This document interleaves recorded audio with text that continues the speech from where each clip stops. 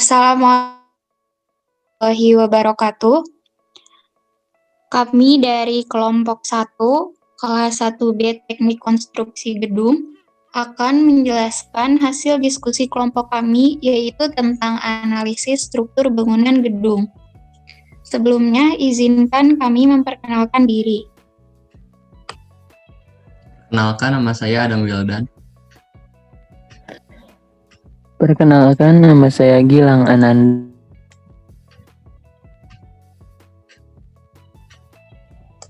Perkenalkan, nama saya Indri Delisa Fitri. Perkenalkan, nama saya Ranisa Nurfania. Sebelumnya, kami memberitahukan kalau kami mendapatkan sumber ini dari cutting kami angkatan tahun 2019 kelas 1B Teknik Konstruksi Gedung, karena kami tidak bisa langsung melakukannya karena kondisi pandemi saat ini.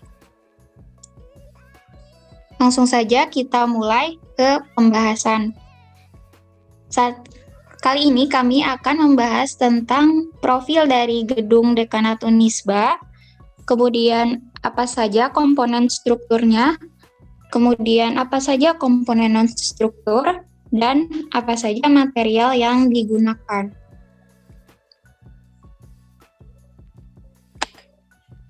Nah, sekarang kita akan mengetahui lebih lanjut tentang apa sih gedung Dekanat Universitas Islam Bandung ini.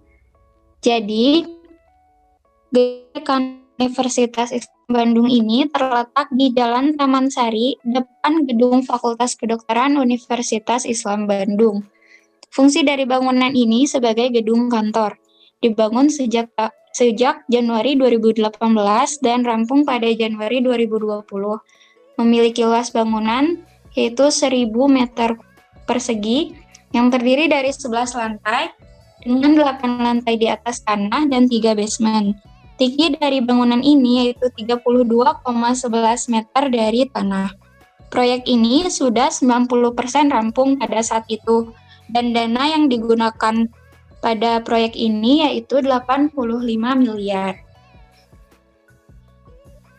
Nah, kenapa sih kita memilih gedung Dekanat Unisba ini?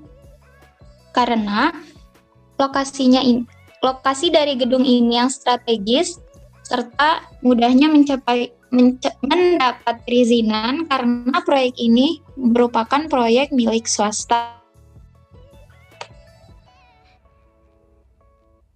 Selanjutnya kita ke komponen struktur yang pertama, yaitu pondasi. Pondasi adalah suatu bagian dari konstruksi bangunan yang berfungsi untuk menempatkan bangunan dan meneruskan beban yang disalurkan dari struktur atas ke tanah dasar pondasi. Gedung ini menggunakan jenis pondasi reef foundation berdiameter 80 cm dengan sistem beton bertulang. Digali 10 meter dari permukaan tanah dengan 170 titik. Alasan penggunaan pondasi ini yakni karena efisiensi serta menyebarkan beban kolom menjadi distribusi tekanan yang lebih seragam.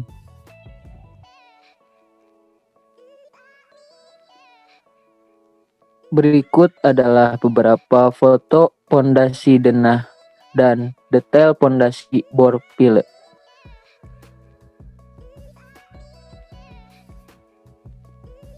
Selanjutnya ada kolom dan balok di gedung Dekanat Unisba. Lantai 1 sampai lantai 8 menggunakan kolom beton berbentuk persegi dengan dimensi 70 cm.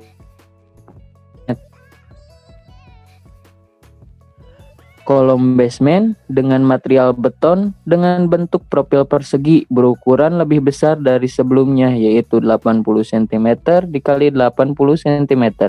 Sebagian kolom di basement menggunakan baja dengan perkuatan menggunakan mur dan baut agar lebih kuat.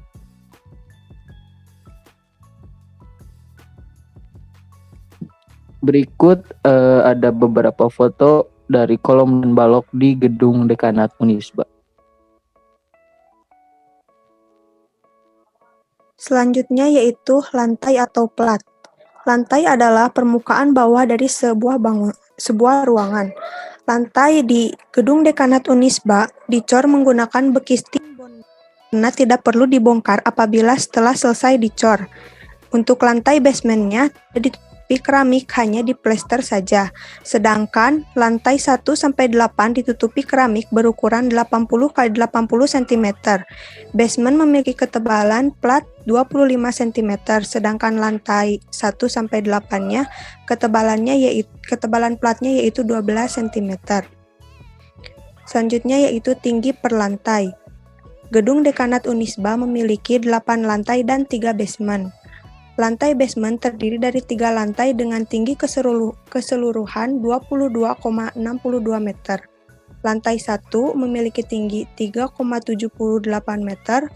Lantai 2 sampai dengan lantai 7 memiliki tinggi yang sama yaitu 3,6 meter dan lantai 8 memiliki tinggi 3,55 meter.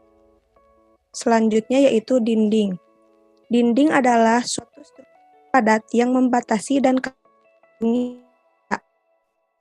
Gedung dekanat Unisba memilih material dinding menggunakan batu bata merah ukuran 20 x 10 cm karena sifatnya yang menyerap air. Dindingnya hanya sebagai pengisi, bukan sebagai komponen struktural. Di area basement digunakan solder pile dan batu yang berfungsi sebagai penahan tanah.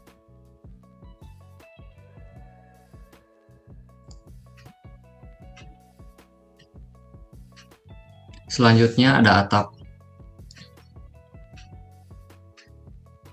Atap yang digunakan pada gedung dekanat Unisba menggabungkan 2 tipe rangka atap, yaitu sebagian menggunakan kuda-kuda baja dan penutup spandek, dan sebagian menggunakan dak beton.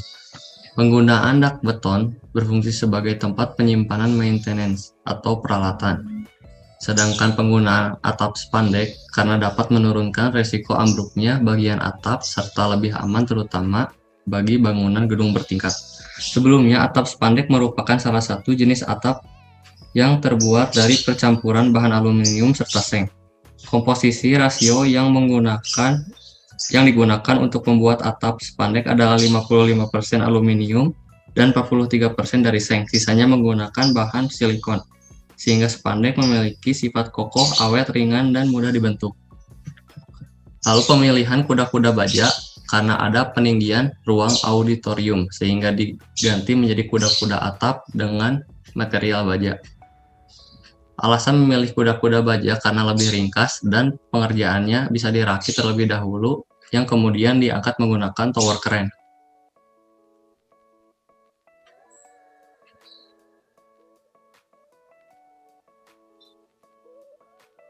Berikut merupakan gambar denah atap dari gedung dekanat Unisba.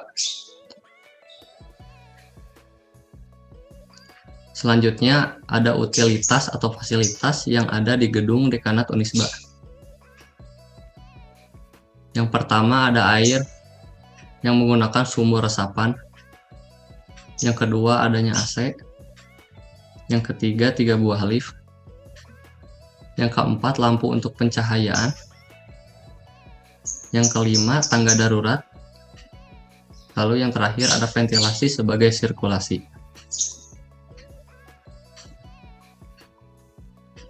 Terima kasih dari kelompok kami. Mohon maaf bila masih banyak kesalahan dan kekurangan. Wassalamualaikum warahmatullahi wabarakatuh.